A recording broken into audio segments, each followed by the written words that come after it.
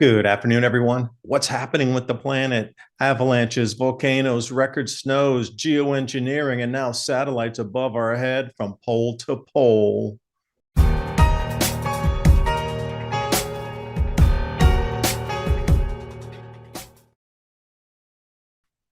Trying to bring you a festive background as the world seems to, well, shift to the point where everybody's noticing it now. Let's take a look at some incredible avalanches with the record snows and the Hunga Tonga eruption. There's going to be bigger avalanches, so be careful when you're out there. And with record snows coming down, moisture out of the atmosphere, Hunga Tonga, a lot more snowpack on the mountains. This is in western China. They see it coming, gets a little closer as it jumps off the cliff and then overwhelms where those hikers are. You can even hear the ice pelting on the top of the roof. This is a very dangerous one. They were so lucky to escape that. If that roof wasn't there, there'd be a completely different news headline today. Also this one here, skier at the top gets caught in the avalanche. And what a terrifying morning as they go over the edge. Now, luckily, they were able to pull their life vest and stay floating above the snow. And where does the scene end up? Yeah, lucky you got that on. That's a safety piece of equipment if you're in the mountains. What I was talking about, all this extra moisture, Hunga Tonga eruption begins where the green begins, right around, really it was around 20 south, but you can see how the moisture spread through both hemispheres. It was the biggest eruption since the early 1800s, largest in 200 years. Now, it was water vapor eruptions. We have all this water up in the atmosphere, and it's beginning to come out. You can see now that it is coming out. That dark green is transited into less moisture in the column. That lighter green, which means that came out in the form of those record floods and now record snowfalls we've seen all winter and the last couple of years. Snow depths here in Niigata Prefecture, Japan, they're smashing all records and going to continue to smash even more records. They're up above 16 feet for this season. More snow, they'll probably end up around 20 feet somewhere. This one in Kastamonu, Turkey, a place called Kure. Look how the depths are that have just buried cars. I know this is a little more mountainous region off the coast, but still, this kind of snow depth, a little rare. And for those of you getting ready to take off in Canada and Calgary, yeah, this is the flight deck camera that you get to view from your seat position with drifted snow some 6 feet, 8 feet tall along the runway. Gonna be an interesting flight. Speaking of things green, the cobra bite on the sandal here. Well, airplane green, sandal green. I thought I could put those together. That's how much venom is coming out of that cobra strike. Be careful if you see any poisonous snakes. Spring's coming. They're going to be all over the place coming up next month. Time for hexagram skywriting. Thank you, pilots. Looks good. I bet that'll expand out, move, and who knows what the effect would be, but I spotted one here. February 10th, bringing you back now. We have some data on it, 4 o'clock, and then you can see how the nice wispy trails move across the Tennessee border there with West Virginia moving into Virginia, and you can see it slowly moves, and then sunset occurs, and we lose those. But if we look at the same time and the same days, that darkest of rainfall / snowfall totals breaking records is right along the border where that same exact phenomenon occurred. Same days, same time. How fast can stock market sentiment change in an instant? Just ask Nvidia investors. Nearly $600 billion in market value wiped out overnight. No warning, no second chance. Noble Gold Investments is alerting all clients, diversify now. Market crashes don't wait, they strike fast, devastating the unprepared. For nearly a decade, Noble Gold Investments have helped thousands protect their wealth with gold IRAs and physical gold. With over $2 billion in precious metal sales, Noble Gold is the trusted choice for Americans serious about financial security. Gold, it's real, it's yours, it retains value. And now, when you open a qualified account, you'll receive 2 5-ounce Silver America the Beautiful coins free. Are you diversified? If not, when? After your portfolio is down 10, 20, 30%, or will you protect your portfolio now? Go to 2030gold.com. That's 2030gold.com. Or give Noble Gold a call, 877-646-5347. Don't just grow your wealth, guard it. Super interesting. And then it lasted for a couple of more days in that same exact area.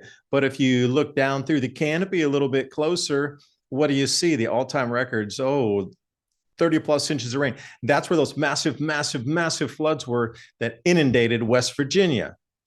Same exact areas that those moving lines in the sky had traversed before. And if you're saying, well, David, I don't see it, here it is for you. The location of the sky trails into the location of the record rains. I wonder if there's any correlation there, do you think?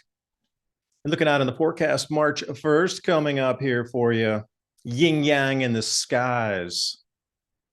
One of the oldest religious symbols on the planet. Speaking of which, trying to bring you some relaxing vibes for today. Same area of the world, same vibration, touching back with the creator. And you notice, in addition to all these things that we're seeing on the natural side, not only the animals getting a little, well, squirrely, no pun intended with the squirrel, but nature is also showing us an enormous amount of, well, telltale signs that something has changed or is changing. You know, the World Magnetic Model, along with the new North Pole location, also showed that it moved about 70 miles. So with these kind of magnetic shifts and things locating using our magnetic field lines, the new whale strandings were like 70 whales, 150 whales, a couple places in Australia. If that was the movement, then, well, it would affect on both poles, would it not?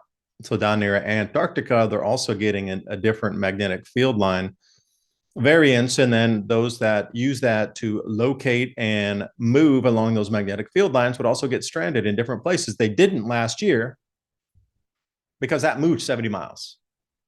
Then we start to see the human domain. Everybody's, have you noticed the world just seems a little bit on edge?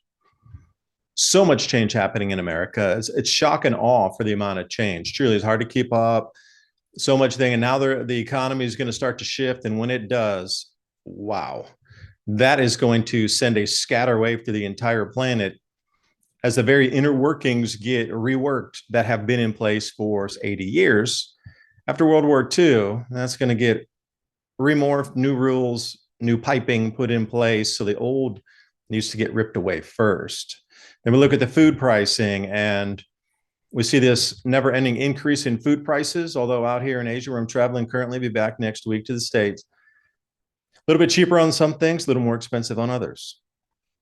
But I will say, just on an overall total, America is far more expensive to have your daily life than it is out in places like Japan, places like Taiwan, places like Thailand, places like Korea. Oh yeah, they stopped selling precious metals because they ran out already. There's a run on precious metals across Asia at the moment. You're not hearing about it because you're bogged down. People are moving and pivoting at record speed with these changes that we're seeing. But here's the problem. There's so many changes that it's difficult to even know where to look to see to duck out of the air. It's like somebody threw 5,000 pebbles up at varying sizes, and then you're trying to weave out of the largest pebbles or stones, but there's just so many, it's overwhelming. It's hard you're overwhelmed. The entire planet's experiencing the same thing. Now, is it because of magnetic field shifts and all?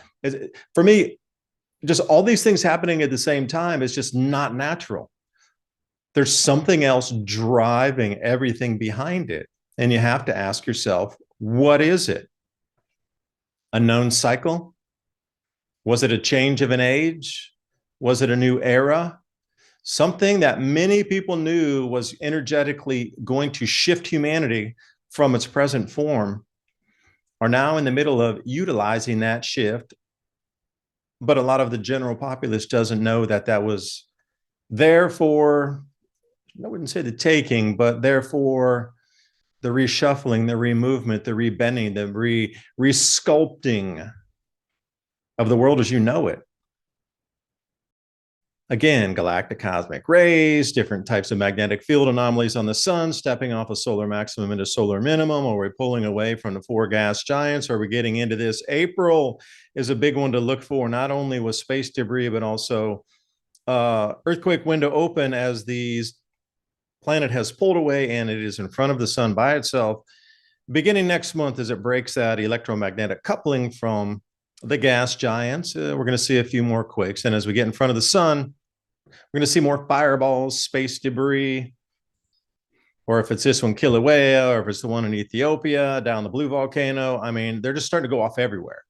And how much longer before this becomes in itself, with a true vast number of these, getting a lot of sulfur dioxide in the air, which they talked about time immemorial, that there's some trigger that turns on a vast amount of eruptions, and the air and crops have a detrimental effect to them both.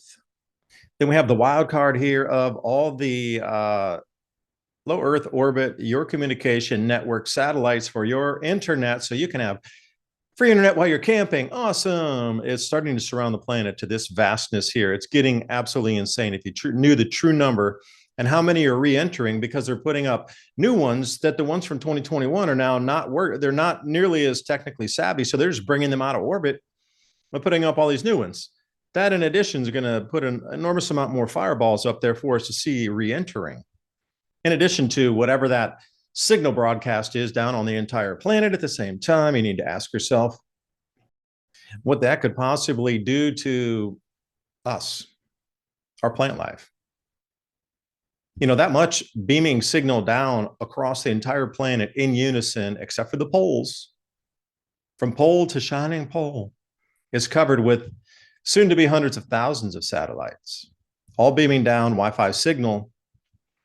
So imagine the changes of vastness in the forest and plant life, amphibian life, and you, human life, and me.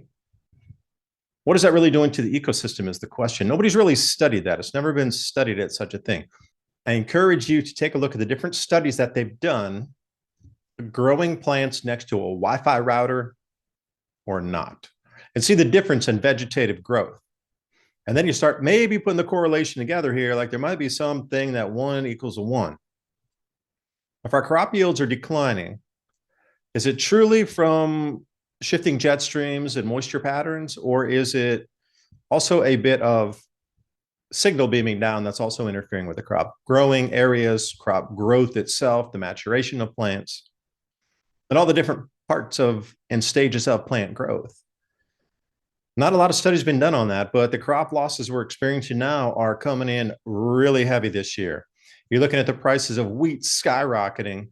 Why is that? Well, parts of India have lost 80% of their wheat crop. What's happening with our ecosystem is, what's the percentage natural? What's the percentage pollution? And what's the percentage frequency that is unbalancing everything and taking us completely out of balance? Those are questions that need to be answered as we move forward. I do appreciate you watching. Hope you got something out of the video. And as we are coming into spring planting season, heirloom and organic seeds for any grow zone on the planet, check out True Leaf Market. I use the seeds myself, love them, buy them every year. That link's in the description box below. And I'm wondering, what type of ground cover edibles am I going to grow across my front field this year? See you next time. Bye for now.